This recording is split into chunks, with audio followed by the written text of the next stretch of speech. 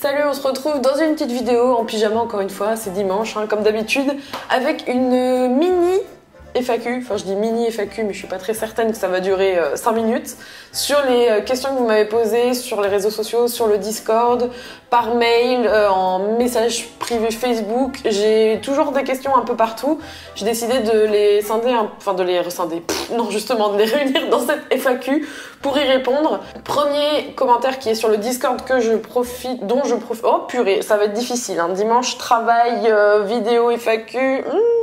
Première question du Discord, je suis claquée, mon dieu.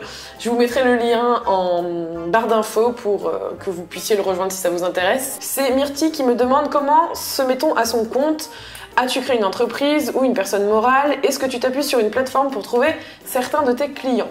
Comment se met-on à son compte? C'est vraiment une question très générale qui fera l'objet d'ailleurs de contenu à venir en 2018 où je vous donnerai plus d'informations à comment se lancer sur le web, comment être son propre patron, comment travailler pour soi. Ça va venir, il n'y a pas de souci, mais c'est vraiment très vaste. Il y a énormément de choses à dire là-dessus. Et mon chat veut rentrer parce que je filme en face de la porte. J'arrive. C'est le gros chat, sa maman. Bonjour. Est-ce que j'ai créé une société? Oui, ça fait 1 an et demi maintenant que j'ai créé ma société.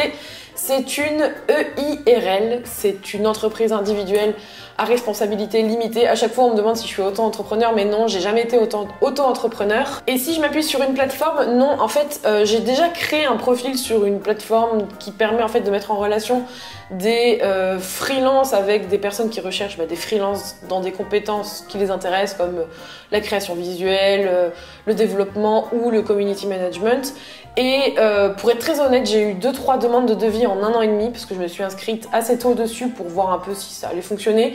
Et j'ai jamais eu de demande de devis sérieuse ou où les clients donnaient suite, pas forcément la meilleure chose pour trouver des clients en tout cas. Ça va être une FAQ un peu globale, donc il y aura des questions sur l'entrepreneuriat, sur ma société, sur la beauté, sur le côté un peu personnel aussi. Comme Isabelle qui me demande « Coucou, est-ce que tu crois en résolution de nouvelle année et si oui, est-ce que tu en as ?» Eh bien, c'est une question qui arrive au bon moment car j'en ai eu par le passé, mais je pense que, je vous le rappellerai, mais en 2018, je ne compte pas prendre de nouvelles résolutions. Parce que je pars du principe que toute l'année, en fait, il faut se donner des choses à faire, des objectifs, avoir des projets et que attendre janvier pour décider de faire des choses, c'est un peu bête, je trouve. Je crois que tu avais parlé dans une vidéo de mariage avec Rémi. Est-ce que ça s'est fait? Alors ça, c'est un sujet aussi qui date aussi, parce que si vous me suivez depuis un petit moment ou depuis le moment où je l'ai annoncé sur mon blog et que j'en ai parlé en vidéo, le mariage a encore été décalé à l'année prochaine, donc normalement, s'il n'y a pas une météorite qui vient s'écraser sur la Terre ou je ne sais quoi, on se mariera en 2018, donc septembre 2018. Et là du coup on arrive bientôt en 2018 et je peux vous dire que pour l'instant j'en parle pas parce que c'est tout aussi flou pour nous et le bordel pour nous. Donc pour l'instant on n'en parle pas, mais ça va arriver, c'est juste qu'on est à 1000 lieues en fait de sujets alors que ça arrive bientôt, mais ça va se faire. On m'a aussi demandé en message privé, une jeune diplômée en communication qui justement avait quelques expériences en stage etc. me demande: est-ce que tu penses que c'est mieux d'acquérir une certaine expérience dans le métier avant de se lancer en freelance ou en individuel, en entrepreneur? C'est une question qui est compliquée je trouve, parce que je pourrais vous donner que ma propre expérience ou ce que je peux voir autour de moi. Et honnêtement, le fait d'avoir acquis des compétences et une expérience professionnelle au sein d'une entreprise auparavant m'a donné confiance en moi, plus que si j'avais pas eu d'expérience, et évidemment ça m'a confortée dans l'idée que je pouvais me lancer parce que j'en étais capable en société. Après, je pense qu'il n'y a pas de réponse sur la durée. À un moment donné, il faut se lancer. Et si vous êtes étudiant, que vous avez par exemple 1 an de stage derrière vous et que vous avez des gens qui vous démarchent ou qui veulent travailler avec vous, honnêtement là je vous dirais bah oui, tente le coup, franchement ça vaut le coup, ton réseau t'attend, etc. Par contre si vous n'avez pas forcément de clients, que vous n'êtes pas vraiment confiant, vous avez encore beaucoup de peur, vous êtes quand même en train de vous dire bon peut-être qu'il faudrait que je travaille encore un peu, soit de mon côté ou soit en entreprise, là je vous dirais plus justement d'acquérir de l'expérience, soit en vous formant vous-même si c'est un besoin de compétences, soit en expérience vraiment dans le dur en société, et essayer de faire le pour et le contre et d'essayer de faire la balance un peu de tout ça pour prendre la décision. On va passer à une question beauté d'Annabelle qui me demande combien de temps je laisse passer entre les applications de lotion, sérum, ampoule, etc. Est-ce que j'attends un peu que ça pénètre? Comment je fais ma routine par rapport à ça? Alors ma routine soin, je vous ai déjà montré des routines soins un peu en live, etc. ou même des choses un peu en temps réel.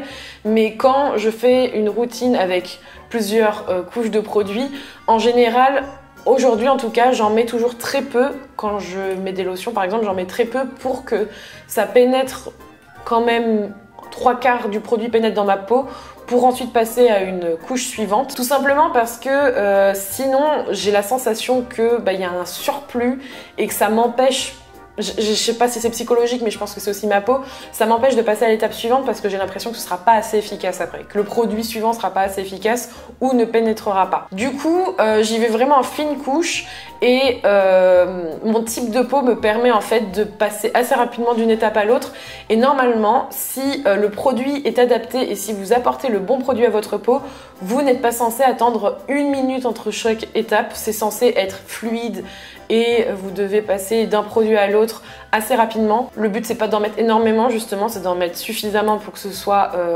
sur toute votre peau. Du coup j'attends vraiment très peu de temps, je passe d'une étape à une autre et en général ma peau aime beaucoup les produits que je lui donne parce que j'ai une peau déshydratée à tendance sèche, surtout en hiver, et là par exemple je n'ai rien sur ma peau, j'ai pas fait ma routine aujourd'hui, du coup je vais me faire une grosse routine ce soir je pense. Autre question concernant la routine du soir, est-ce que tu fais ta routine juste avant de te coucher ou avant, dans le sens où juste avant la sortie de la douche, est-ce que tu passes tes produits ou est-ce que tu attends un certain temps, etc. Chose très importante, quand vous vous démaquillez ou nettoyez votre peau, il vaut mieux éviter d'attendre trop de temps entre le nettoyage et votre routine soin.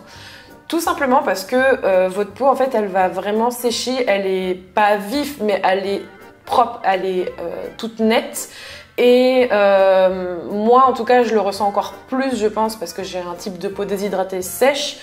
Je sens des tiraillements en fait. Dès que je nettoie ma peau et que je laisse trop longtemps ma peau sans hydratation ou sans protection ou chose qui la nourrit ou la pèse, je me sens vraiment pas très confortable au niveau de ma peau. Du coup c'est pour ça que je mets toujours un spray de lotion quand je finis de me démaquiller ou de nettoyer ma peau et que je sais que dans les 5 minutes suivantes ou 10 minutes suivantes, je vais faire autre chose de plus urgent. Ce que je fais et que j'essaye de faire, c'est de me démaquiller, nettoyer la peau et tout de suite faire ma routine soin. Là, au moins c'est un direct, je fais tout en même temps. Chose que j'ai du mal à faire, c'est de me nettoyer le visage en dehors de la douche.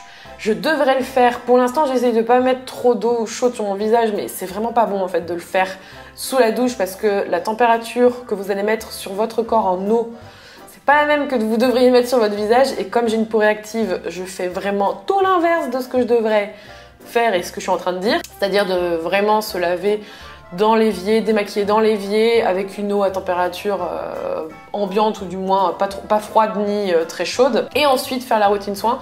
C'est le plus efficace et je trouve que c'est le plus confortable aussi. On va finir avec une question qu'on m'a posée régulièrement et pas forcément que sur YouTube ou un peu ailleurs par rapport au tatouage, pour savoir où j'en étais de mon tatouage parce que ça fait un long moment que je vous ai pas parlé de tatouage.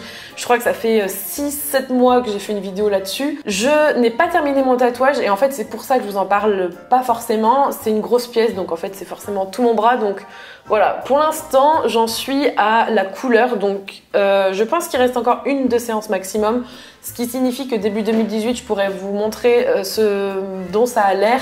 Si vous avez des questions sur le tatouage, n'hésitez pas à me les mettre en commentaire ou sur tout autre sujet. Mais en tout cas, voilà pourquoi je vous en parle pas, parce que je n'ai pas pu filmer chez ma tatoueuse, le cadre ne s'y prête pas forcément. Et parce que honnêtement, je suis toujours dans une phase où je me fais tatouer, ça croûte, c'est dégueulasse. Il y a une période où pendant une semaine c'est à peu près beau et tout de suite je refais une autre séance vu que c'est d'un mois sur l'autre. Du coup le tatouage il est jamais vraiment complètement beau dans le sens où il y a toujours soit des croûtes, soit c'est pas un rendu visuel réel parce que faut savoir que quand on tatoue d'autant plus de la couleur, y a un délai en fait entre la phase de cicatrisation, enfin le moment où vous êtes tatoué, la phase de cicatrisation et le rendu réel et franchement ça peut prendre plusieurs semaines le temps que la peau s'habitue et ça dépend vraiment du type de peau. Du coup je vous montre ça sur Instagram et je vous le montre rapidement aussi. Là on est à une semaine et quelques, vous voyez que mes citrons sont pas totalement terminés non plus mais au moins ils sont jaunes et petit sneak peek avec les couleurs juste derrière et vous voyez tout n'est pas encore coloré, mes fraises ne le sont pas, mes feuilles non plus et j'ai encore, là vous le voyez pas trop mais j'ai encore ma fleur à colorier. Voilà pour cette FAQ, je sais pas pourquoi je tape dans mes mains. Je trouve que c'est vachement cool de filmer comme ça donc je verrai pour de prochaines fois. Désolée pour l'écho, c'est toujours les appartements entre emménagement, minimalisme et pas de meubles, du coup on se retrouve avec des échos de merde. Je vous souhaite une bonne semaine et on se retrouve bientôt dans une nouvelle vidéo. Prenez soin de vous, bye bye.